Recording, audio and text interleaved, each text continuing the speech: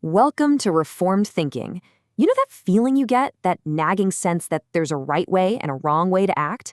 It's like a rule book for all of humanity that nobody ever actually gave us. Well, today we're going to dig into that very idea using the classic arguments from C.S. Lewis to figure out where this unseen law might come from. Yeah, and it all really starts with this strange puzzle we see in ourselves every single day. We seem to have this internal compass telling us how we ought to behave, and yet we just don't do it. We expect fairness from everyone else, but we're quick to make exceptions for ourselves. So what's going on with this huge gap between the standard we all seem to agree on and the way we actually live? To start to unpack all of this, C.S. Lewis tells us to just look at two basic observations about people. They sound almost too simple at first, but trust me, his entire case is built right on top of them. So what are these two odd things? First, every single one of us is, well, kind of haunted by the idea that we should behave a certain way, with fairness, decency, basic morality. But the second point, and this is the kicker, is that we don't. We know the rules of the game, but we break them anyway. Now, the easy comeback is just to say, well, nobody's perfect.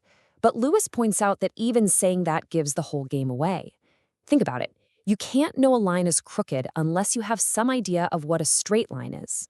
The fact that we all feel like we fall short tells you there must be a real standard we're falling short of. Okay, so if there is a real standard, what kind of standard is it? This is where Lewis draws a really sharp line in the sand. He argues that we have to separate this moral law from other laws we see, like the laws of nature, gravity. It's the huge difference between what is and what ought to be. Just look at this comparison. A law of nature, like gravity making a stone fall, just describes what happens. A stone doesn't have a choice in the matter. It just falls. But the law of human nature is totally different. It prescribes what we ought to do. We're aware of it, and we know full well we can choose to follow it or to break it. So that means the law of human nature isn't just an observation of how people act. Not at all. It's a standard that actually judges our actions from the outside. You could say it's the official rulebook for the game, not just a running commentary on how badly we've all been playing. Of course, the first thing a lot of people try to do is explain this moral law away. So let's take a look at a couple of the most common explanations people throw out there and see if they actually hold any water. All right, here's a really popular one. Maybe our whole moral code is just a fancy way of talking about what's convenient for us. Is doing the right thing really just doing whatever helps me, and doing the wrong thing is just what gets in my way?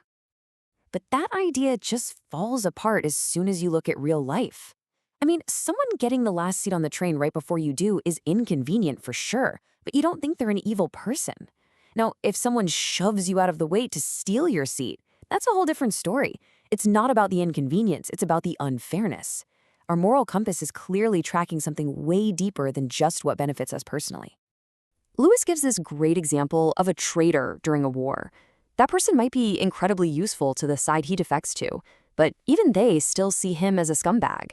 This really shows that our sense of morality isn't just about what's useful or convenient. Okay, so if morality isn't about what's good for me, what if we just scale it up?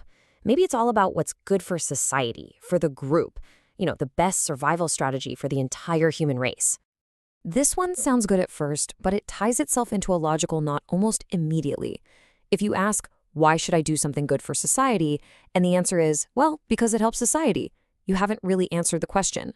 You can always come back with, so what? Why should I care? And you end up right back where you started with this feeling that you just ought to. The argument goes nowhere. The analogy Lewis uses here is perfect. He says that saying we should be good to benefit society is like saying the point of playing football is to score goals. Scoring isn't the reason for playing the game, it is the game. In the same way, helping other people isn't some outside reason for being moral, it's part of what being moral is. So, if this moral law isn't just about what's convenient, and it isn't just about what's good for the group, then what in the world is it? Where does that leave us? And this brings us to the final step in his argument. All right, let's pull all these threads together. First, we've seen that the moral law can't just be a scientific description of how we act, because maybe the most obvious fact about us is that we all break it. And we've also seen it's not just a personal preference we can get rid of. We can't just opt out of morality, because the second we complain that someone else treated us unfairly, we are appealing to that very same law we claim doesn't exist. And finally, we tested the idea that it's just a set of rules for our own convenience, either for ourselves or for society, and that just doesn't hold up under scrutiny either. So after ruling out all these other explanations, we're kind of pushed toward a pretty stark conclusion. This moral law feels like a real thing, something that none of us made up, but that we all feel pressing down on us. It seems to exist outside of our own heads. And this leads to a pretty fascinating idea. If the moral law is real, but it's not a physical thing, then it suggests that reality itself is more complex than just the material world. It points to one kind of reality made of physical facts, what is, and a whole other reality of right and wrong, what ought to be. And that brings us right to the final and frankly unsettling question. If there's a real law that governs us, one we didn't make, and one we all know we can't keep, then what now? What does the existence of a law like that, and our constant failure to live up to it, really mean for us? That's the question that sits at the very center of this whole argument.